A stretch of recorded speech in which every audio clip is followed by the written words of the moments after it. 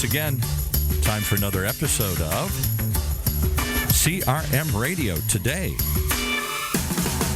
Bringing you all the latest and greatest in the ever-changing CRM space with the man who continues to roll with the punches, continues to change and be a thought leader in the field, and also happens to be the biggest fan I've ever met for the Beatles in my life there. Paul Petersen. Hey, Paul, how are you? Yeah, my family is into me. They said, "Where's Dad?" He's up front watching some Beatles thing. Oh, boy. Some of us have to, assume we have to remember that not the whole world. Susan, your next guest, is so young she doesn't even know who the Beatles were. Oh, shut up. She doesn't know. She's young. It's interesting to me culturally. How does Beatles music sound? And my son asked me once. He said, "Is Ringo Starr a good drummer?" Yeah.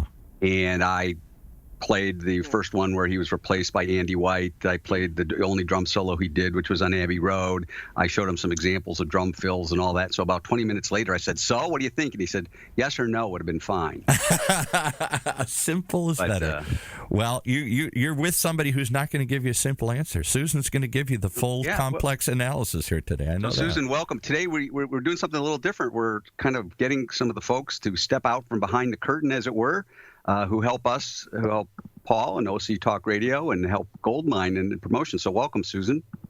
Well, welcome. And let's set the record straight. My brother had a yellow submarine drawn on his wall. Oh. I was raised with the Beatles. So, all right, you're cool. You're part of the club. Even my kids They're part of the club. By the way, I do acknowledge that there are other bands. I just happened to make a little bit more research on some of them, but I was going through some 80s music, just pure joy. Synths and pop hooks and things like that, just pure joy. But anyway, definitely. Susan, Mode started my day. We use you you help us with our social media platform, and these days, Jim Obermeyer mentioned, Paul, you seem to revert back to social media, and we're still talking about it. So with all of this activity and time passed, we're still talking about social media a little bit. So today I thought we'd maybe recalibrate a little bit based on what you've done for us. So there were sort of two overriding questions, and that is, we all have a CRM strategy, right? Now, how active you are and what you do is, so it's degrees, right? But even if you don't participate, that is in effect a strategy, right? Correct. So I guess the overriding question is, how important is it to have a more active strategy? And if you have one, how do you what's the goal? What's the overriding goal that defines success, or that says, that's working for us? Well, I think what's happened over the last 15 years or so, social media, when it came on board, it wasn't to replace human contact. It was to enhance it. And as we've all become sophisticated and our programmers can design things to automate more things, it's changed its role and it's become more of a replacement. And so people get complacent and lazy and just rely on data populating their CRMs, populating their lead strategies and tools and things, rather than remembering it's still about people with people. I think that is the biggest mistake, lazy, stupid mistake people make, is to rely on social media and algorithms and the data to just take care of it all and never having to engage with real people. It just ticks me off. Well, and engagement can be a response, right? I think a lot of social media, and we're probably a little bit guilty of this, is we pump things out, right? But don't necessarily seek that a closed loop. Exactly. We barf it out all over the place. We just shove it everywhere we can, formatted to fit this venue, formatted to fit that venue, in a response to somebody that said this to us. But when I look at the value of a CRM and how, Goldmine's been around forever, and because it works and it isn't overly complicated, the thing that it was so helpful in there in some of the earlier CRMs was the fact you could take real notes and say, oh, yeah, and remember we talked about this and we talked about that, and don't forget to remember this. That's what I loved about it, were those real discussion triggers, so I could set up other things to remind me, remember their birthday is here, remember their kid had this wonderful thing they just did, remember their achievement or it's their work anniversary, those types of things, but it came from conversation. Mm-hmm. One of the recommendations I make for any CRM is to be able to quickly see when was the last time we heard from this person. Was yes. it yesterday? Was it 6 weeks ago? And what were they doing? Were they interacting with customer support? Were they checking out something on the website? And today you can even bring in page views and traffic. Did they buy something a few months ago and you haven't talked to them, right? So it points out a sort of a jumping off point to build that, I call it rapport, right, with a client. But you raise an interesting question, and that is a few years ago there was this like hyperwave of all CRMs had to have some sort of social media component. And yet some of the people that are on social media viewing your posts or whatnot aren't necessarily in your CRM system. And social media can exist apart from the software, right? But you still have to have a strategy. You still do. Social enables us to have that unique opportunity to where we can dip a toe in and kind of get to know somebody better before we even realize, yes, this is a good match for us to continue and try and put together business with them. Maybe they're an advocate or back off. They are a loon. I just want to back off because if I'm talking to them, people are going to think I'm a loon too. And so you get that unique ability with social in the different venues, even cross-checking them, for bigger prospects, right, for bigger projects and things. And I'm not just talking about, you're going to buy my one little widget that I have. I mean somebody that wants to do an enterprise system. I want to know if I want to make a relationship with them. And social allows us to do that. And you're absolutely right. We don't get that automatically in our CRM through the data. We have to go look, and then we add that information in. LinkedIn these days is promoting the use of their dashboard to say, hey, when you get a lead from somebody, research them in LinkedIn, see who else they know, see who else in their company is there, is kind of to augment that before you call. I've always recommended that salespeople should have a good LinkedIn page. I recommend LinkedIn because it's more business oriented, but they should have a good page because that's a great way for somebody to see your resume or your credentials before you start talking to them. Right? And they can see who else you support and when you spout off and your views on things. I like to look at, what are they reading? Who are they following? What are they saying in response to these things that I believe in or don't believe in or don't agree with? And it's for me, it's very helpful because I can come to the conversation from a more maybe respectful and refined approach. And splattering them with things. Do you think every business should have one regardless of size? Should have what, a CRM of some type? Social media strategy. Oh, gosh, yes. Yes, and guidelines, because a lot of times people bring on team members that have no clue. They are so socially inept because they're used to just doing their one little thing, and they're used to Facebook. And, Facebook is probably my least favorite social media venue. LinkedIn is my favorite because I learn things there. I get inspired there. I'm lifted up. I get ideas. I find people to connect with each other. I love LinkedIn. But I think everybody needs a strategy and some help polishing up their profiles. What should you guys include? Hey, this is a great time to go add this. We just added this to our social, to our own site and company. How about you guys go talk about it? And making suggestions, sometimes they don't even know what to do, so all they do is pop in, look at a few notifications, and pop back out and say, I was on it. I was there. Well, what'd you do? Did you talk about somebody? Did you talk about a customer and something great they did? Or did you just say something about you? You can also use it, right, at our company, Avanti, we have a strong volunteerism program. And so in addition to some of the fun things that we're doing in marketing, we've got a tour bus that's going around visiting clients and creating a little brand awareness. But we also do, our employees worldwide do some volunteerism. And so you can promote that just as an interest, and it tells a people story, right? That. See, as soon as you say that, the first thing I say is dare other companies to try and do it too. Why not? Why not inspire everybody to do something better than themselves? We started this out talking about music, and there was a lyric that the White Stripes used in a song where it said, "Everybody's got a story to tell, from the Queen of England to the dogs of hell." And I was just thought that, well, that pretty much describes any business. They've got a story to tell, why they founded the company or what they strive to do, and that should be something that gets communicated through social media. Well, I know there's companies out there like WordWrite PR. I deal with them in Pittsburgh. And their whole thing is about telling your capital S story, the story that you want to frame, that you want to create, rather than letting somebody else make up your story. You want your story to be told the way you want it told. So what level of content and detail is appropriate? And you started to hint at Facebook, maybe not so. LinkedIn. I mean, Facebook's a good consumer-based ad vehicle, but I've never found it to be particularly helpful on a business-to-business basis. Right? People don't expect to see the ads there, so we haven't. Not where they want to be either. We have a presence there, but we don't pay a lot of attention to it. Right, because that's playtime, and that's what I would use for more automated type of posting and tips and things. But it's tips. I find that the people that follow my little meager page for my business, they are so passionate about following it. They say, you always give us some good advice. And it's something I can share with people in my family. You always tell us, hey, it's time to change your passwords. It's time to do this. It's time to do that. And they love those things because I'm helping. It's not just look at my stuff. Hey, look what I made. Look what I made. And how often do you strive for a certain cadence? Like, does it matter whether it's every week or every couple of days? Do people have that, or is it better just to pop it in when it's fresh and post it then?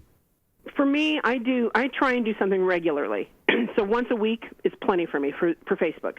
For LinkedIn, for my business, I don't do anything on my business page, but my own profile, I probably share 6 or 7 times a week. But I make sure that at least 4 or 5 of those are about other people. Build your advocacy network. People have connected with you for a reason. Go check their stuff out. I'm sure you can find something great to say or have a comment or reshare something they have shared, which makes you of value. And it makes you a pretty nice human. Why not do that? They're connecting with you. Be human. It's so hard to do, though, isn't it? I mean, so often I'll hear people that agree that we should be doing this or that, but it doesn't seem to take the priority in the day to day. So how do you shift gears to make that a priority? Is there any secret you've found other than personal interest? But you have to make that a priority. It's just not an option. In our company, this is what we do. Here are the policies. Are you on board with this? Initial here. And it gets them to buy into it. It gets them to say yes. So I'd like you to go connect with all of our customers. Okay, fine. Now, 3 times a week, I want you to find 3 customers to brag about from what they're posting or their company is posting. Do you seek permission from the customer to do that? No. It's their stuff. They're posting on LinkedIn. You can post anywhere. If it's public press releases and stuff, who cares? Gotcha. Right. You're not saying anything negative. You're sharing their good news, and they'll notice that. It'll make them feel good, and they'll feel like they're a partner with you. Why wouldn't you let them know? We notice you, not just when you buy from us. We continue to notice you guys, and we think you're doing cool things. Why wouldn't you want to do that? How do you know when you're successsual? Because people start to talk about what's a measure? Is it number of likes? Is it number of links? What leads to success? See, that's the problem. It's a tough thing to measure, and you can measure data and you can measure all those things, but the proof is in what people are saying about you, and you'll know. I know when I have done something well because suddenly everybody's reaching out to me on LinkedIn, or somebody's heard about a class that I taught recently for the Direct Marketing Association. I got bombarded. For me, bombarded is like 50 people. It's like, ooh. But I got bombarded with requests and compliments and things and thank yous and people quoting me on Twitter and things like that. I know I did well because I put a watch on all my stuff. Everything with my name, my company name, my topics of interest. I put watches on all of that so I know who's talking about it and who's talking about me so I can go thank them publicly. So that just seems like the right thing to do. And we're going to take a break right now because that's the right thing to do. And then we'll come back. We're talking with Susan Finch about CRM and social media strategies for businesses of any kind. Be right back.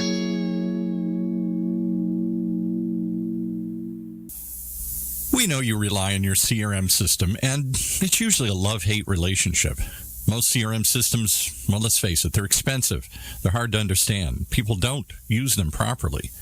And you're probably paying for features that you don't even want. If that's your case, then maybe it's time to simplify. It's time to get more from your CRM. Why don't you go back to the original? Trust Goldmine. We helped pioneer the industry, after all. Goldmine CRM is, well, it's simple, it's affordable, and it's proven. If all those sound appealing to you, if you're just tired of the CRM headaches that you're getting from trying to implement something that's just too complicated, too expensive, and too much for you to figure out, then why not go back to the original? Visit Goldmine today, goldmine.com. Okay, back to the two biggest Beatles fans I know here.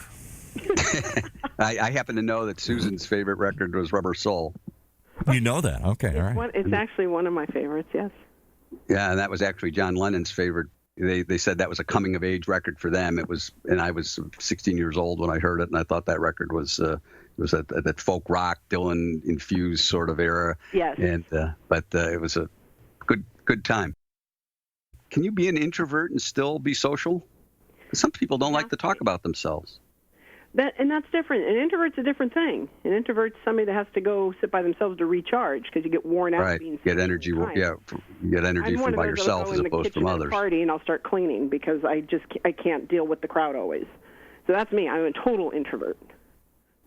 But what are some of the social? We hinted at one of them, but what are some of the mistakes that you've seen? You mentioned some things that made you. But what are some of the other missteps that people should avoid? Well, you brought it up. Putting it off and not making it a priority. It just has to be in your task schedule. It has to be in your reminders from your CRM, from whatever it is. Put it in for those companies, a reminder that you want to make sure to talk about this company on this day and that company on that day, and do it. Don't just fluff it off, close out the alert and say, not today. That's the problem. It's too easy to click and not do something. It's too easy to go down a rabbit hole and to never get to what matters. Think of those opportunities we get just on LinkedIn. So-and-so is celebrating a work anniversary today. Tell them congratulations. Well, okay, fine. Click and do it if you want. But why not take the time? What were your highlights from the year? What'd you learn?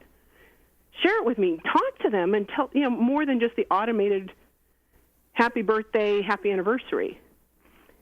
It's taking the time for people. We have gotten so self-absorbed busy. I'm so busy. If I have one more person tell me that in a week, oh, I'm sorry I didn't call you. I've been so busy. Shut up. It's a human. We're friends. We are colleagues. We are associates. You matter to me. It's okay that you didn't call me, but don't use that excuse. You probably have plenty of time to play Candy Crush.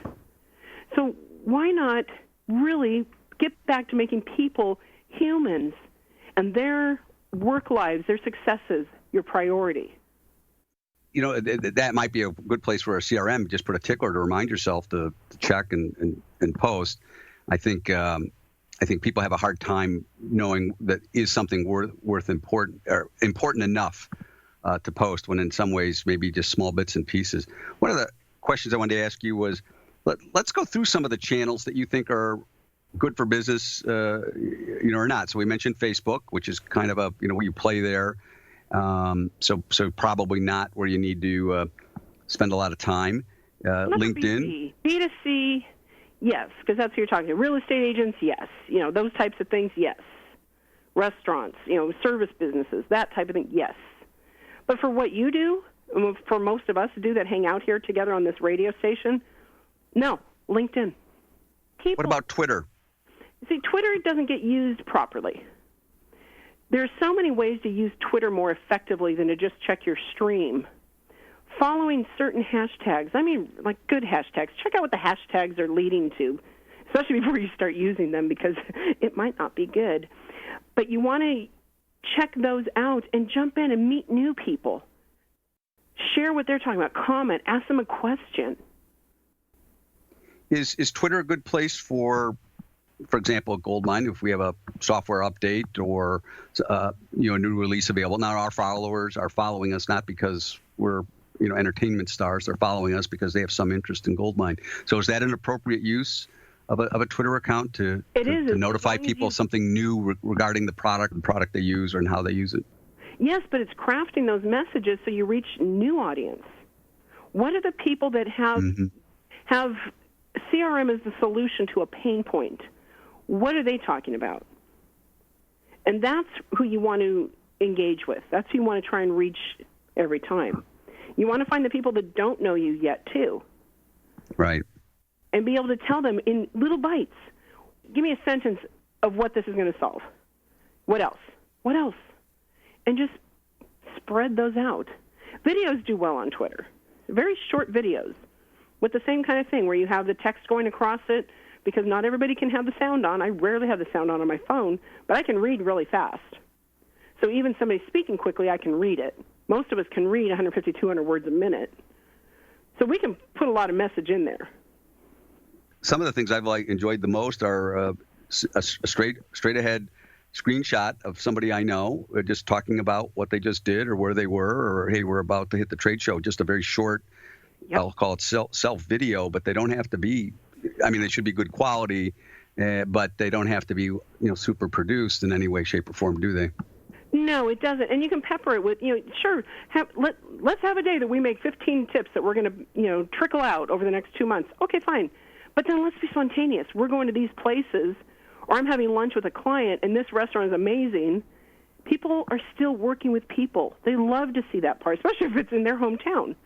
Or you mentioned a restaurant they've been to before, or they've wanted to try. It's the little connection points. It's like you with the Beatles. It opens conversations or it closes the conversation. Right. But everybody always has an opinion. So it always gives you some type of conversation and allows you to steer it some other direction if you need to. If presented the right way, there's always a you don't want to get too biased. So for example, you watch opinion bits yourself, but one of the questions I wanted to ask about social media, and it happens for all businesses, that let's say you get a post that's negative. What do you think is an appropriate way to respond to somebody who's registered either? You mean a review, or they just talk about you? Where is it at? It could be LinkedIn, it could be Facebook, it could be, if you have wherever you are, if they posted a review, right. or some negative comment on your LinkedIn or whatnot, what's a proper way to respond? Well, every single review, positive or negative, needs to be responded to within an hour or faster. Every one of them, unless it's the middle of the night, outside of business hours, but immediately and publicly and graciously, negative or positive. Mm-hmm. If it is negative, immediately, publicly, you want to state, we are so sorry you have had this issue. I would love to help you solve that problem or get more information from you to understand so we can improve. Let me contact you directly. And so from there, you've taken action. You've acknowledged. You haven't said you're wrong. You said, I feel for you. I'm hearing you, and I want to hear more. Tell me more about the pain I caused you. It diffuses them immediately and shows that you were responsive to the world. And from there, if it's like on a review site, you're going to have to get a lot more positive ones to overcome that one. Because if you have one negative and 20 positives, people are going to be, okay, somebody had a bad day. Somebody didn't understand. Somebody didn't get the right product that they thought they needed.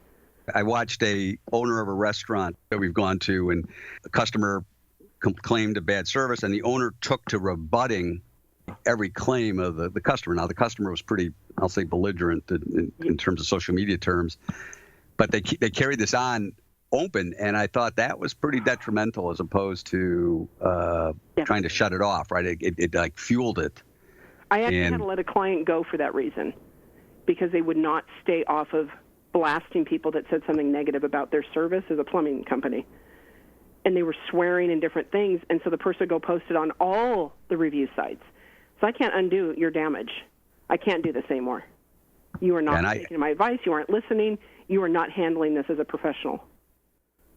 And I actually personally have liked some of the, when people reply to a good review, thanks, Paul, mm-hmm. or just that they shows that they're listening. So, and I got Paul, the other Paul, saying it's time for us to go. So Susan, we had a nice little chat here, philosophy.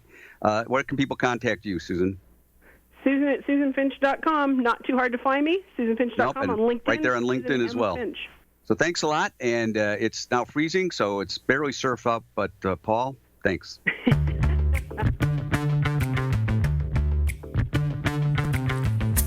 You've been listening to another episode of CRM Radio Today, right here in the Funnel Radio Network for at-work listeners like you.